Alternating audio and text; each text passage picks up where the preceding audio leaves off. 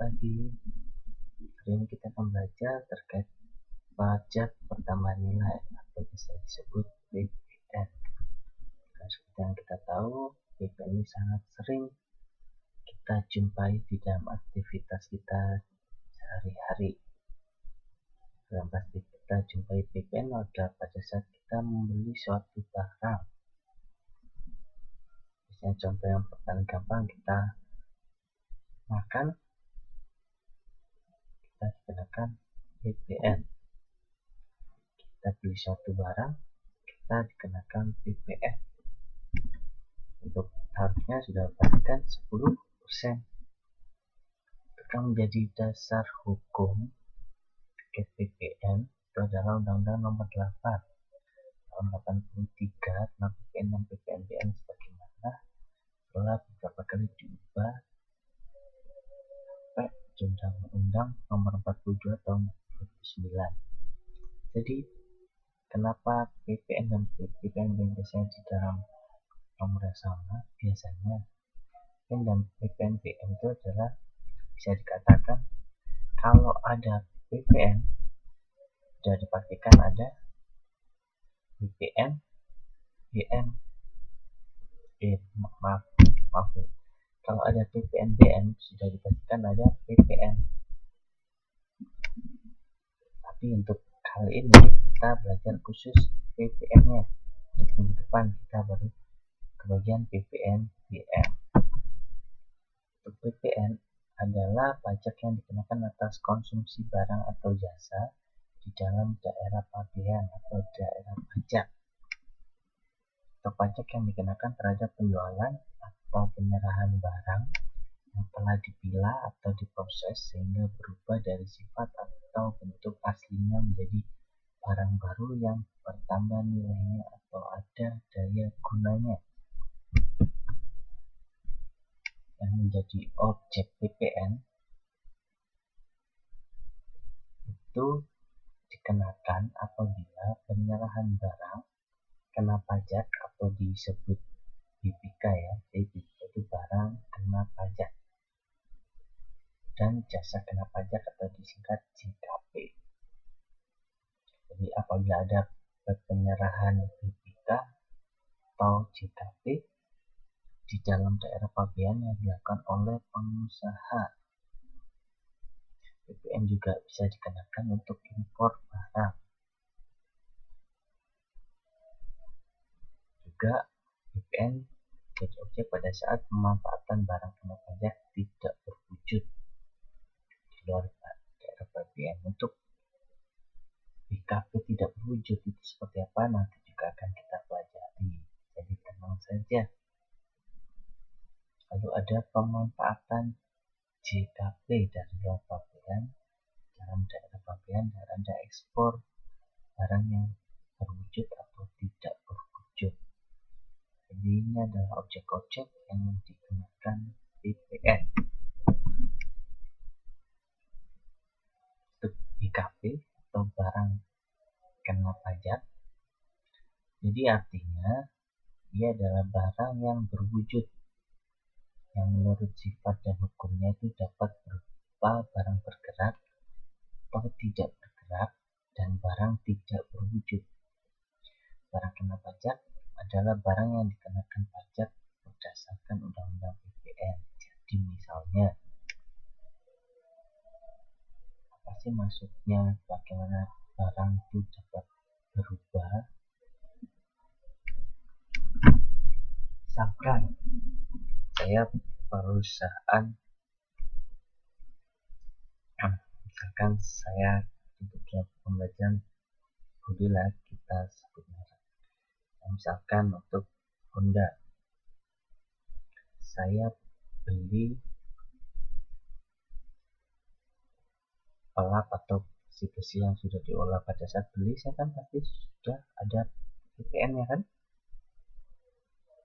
Ya, lalu saya proses, saya jadikan mobil, lalu saya jual lagi, kan ada perubahan proses bentuk kan, nilainya juga berubah, nilainya jauh lebih tinggi, dan nanti juga akan dikenakan PPN. Dan nanti cara proses perhitungannya seperti bagaimana akan kita bahas hari ini. Jadi itulah, pada saat beli barang diolah, diproses, akhirnya jadi barang full lengkap, dijual lagi dengan lebih mahal. Itu aja proses penambahan nilai, itu maksudnya. Lalu untuk barang kena pajak yang tidak berwujud, itu misalnya penggunaan hak cipta. Jadi hak menggunakan hak cipta. Jadi apabila ada penyanyi menyanyikan lagu dari penyanyi lainnya, itu juga bisa digunakan bagi barang kena pajak tidak berwujud, karena dia menggunakan hak cipta. Terus ada lagi penggunaan hak menggunakan peralatan perlengkapan industri, komersial atau ilmiah. Ada pemberian pengetahuan, informasi bidang ilmiah, teknik industri dan komersial. Nah, penggunaan film, gambar hidup, film, pita suara, itu contohnya kalau di bioskop, punya bioskop itu menggunakan film atau menyetel film, misalkan dari film dari Eropa untuk dinyalakan setel di bioskop Indonesia, itu sebenarnya dia juga ada VPN-nya.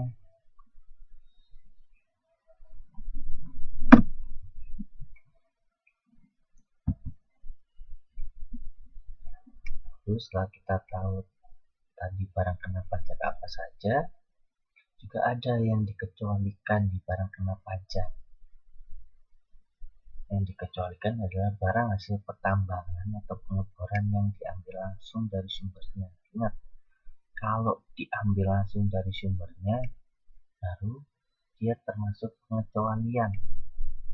Tapi kalau gasnya sudah masuk toko, sudah dikemas, dari proses, berbeda lagi. Ingat ya, pengecualian hanya untuk hasil pertambangan pengeboran yang diambil dari sumbernya, ataupun barang kebutuhan pokok. Jadi misalkan kalau kita beli langsung di petani, sudah dipastikan tidak ada PPN di sana.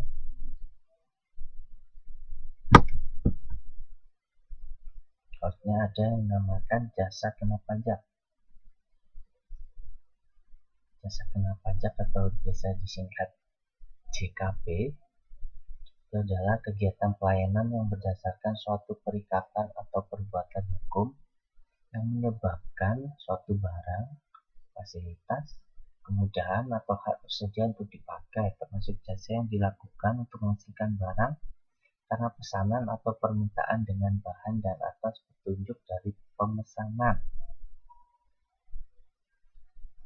Dan JKP itu sendiri adalah jasa yang dikenai pajak berdasarkan Undang-Undang PPN. Ya, ini terkait dengan jasanya.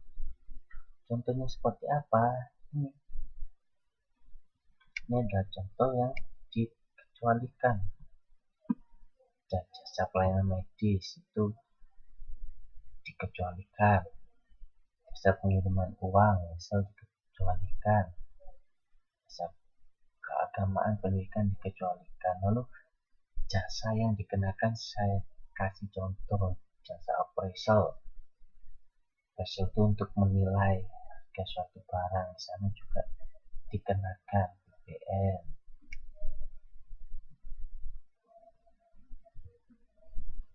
Jasa konsultan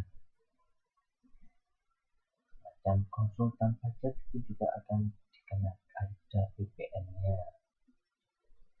Oke, dari jasa-jasa pengecualian ini apakah ada yang ditanyakan atau mungkin kebingungan? Nanti jika ada yang ditanyakan terkait ini bisa langsung ditanyakan dan kita bahas di Google Classroom, jadi kita bisa berdiskusi.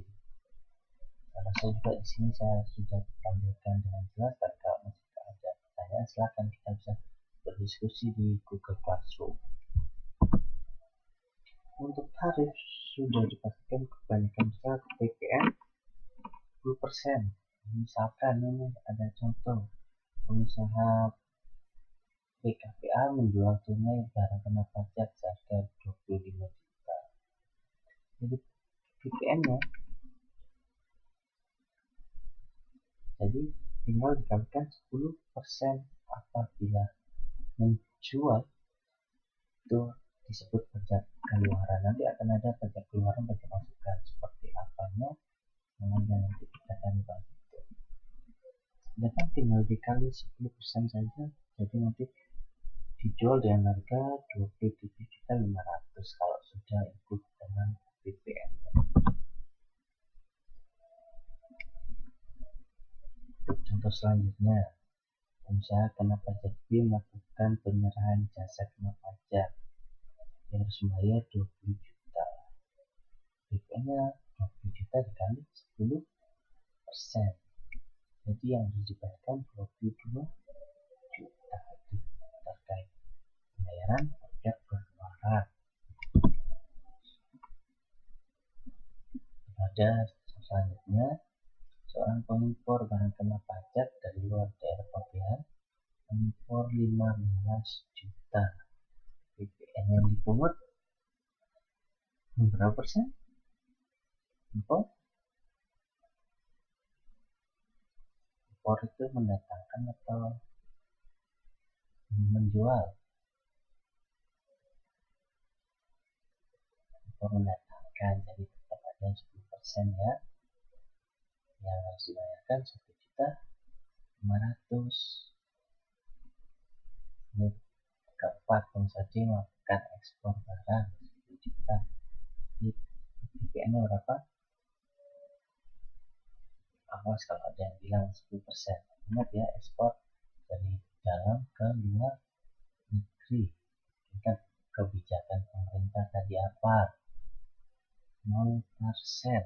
Jadi ada PPN yang dibayarkan? Ya benar, tidak ada. Ingat ya, untuk ekspor 0%.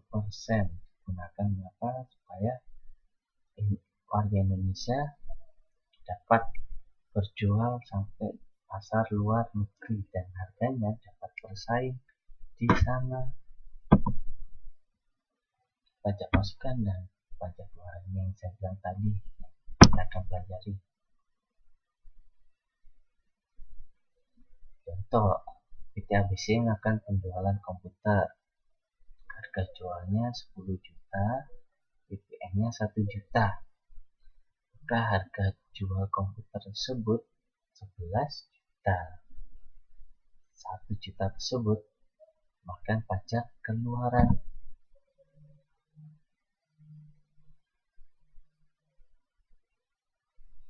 Lalu contoh selanjutnya, PT Sukses dan PKP yang melakukan penjualan tunai produk ke PT Mandiri. Harganya 50 juta. Jadi PPN-nya 5 juta.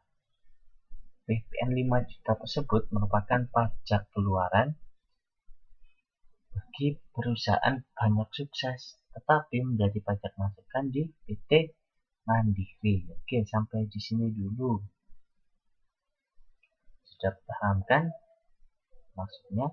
Karena PT banyak sukses menjual, kalau menjual pajak keluaran, sedangkan yang membeli PT Mandiri.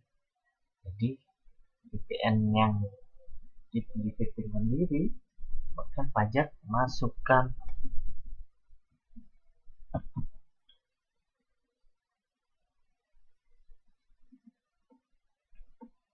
Oke, ini untuk tugas, coba kita kerjakan bersama-sama saja supaya memudahkan kalian.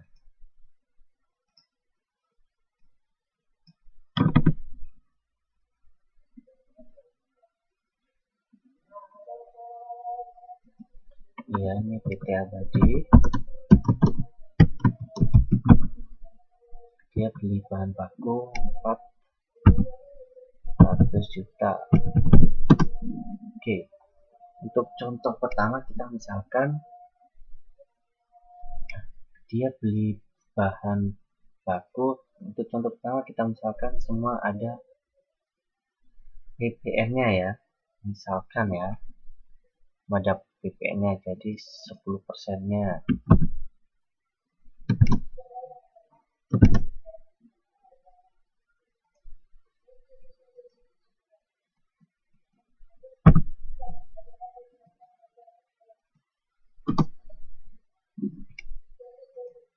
Bahan pembantu 100 juta.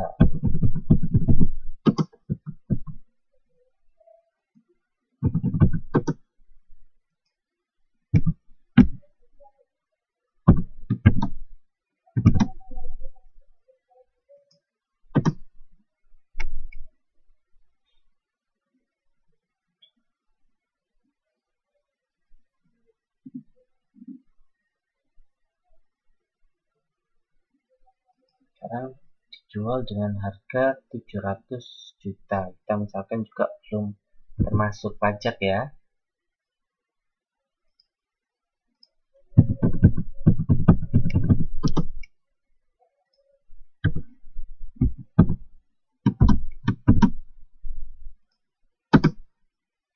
Nah, ini merupakan pajak masukan.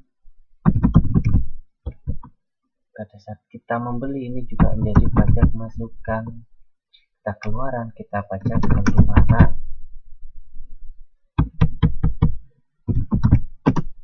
Pada saat kita masukkan ini setidaknya kita sudah mengeluarkan uang untuk membayar pajak.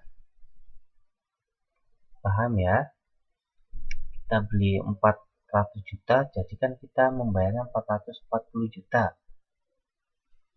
Kita beli pembantu 100, kita bayar 110 juta. Tapi ingat, untuk PPN itu adalah orang yang membayarkannya adalah orang yang paling terakhir.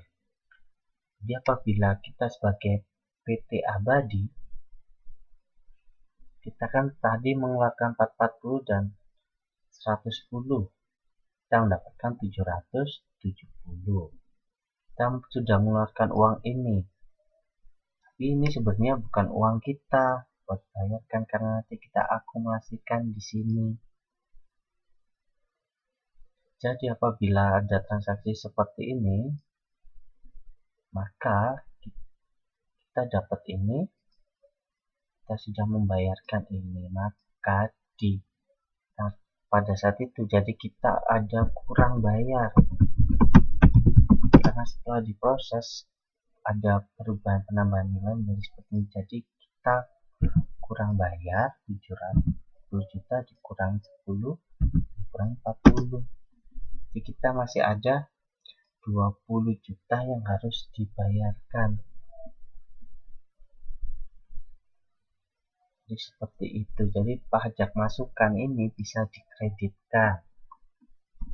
Jadi ingat, kita selaku menjadi PT Abadi, kita cuma membantu pembayaran pelaporannya saja, karena yang membayar adalah orang yang paling terakhir.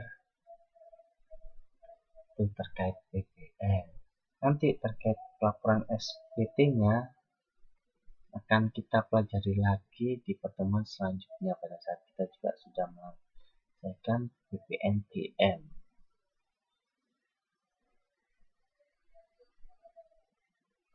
Ini setidaknya kita tahu cara dasarnya terlebih dahulu sebelum kita lanjut full ke cara pelaporannya. Karena di perpajakan kedua ini, di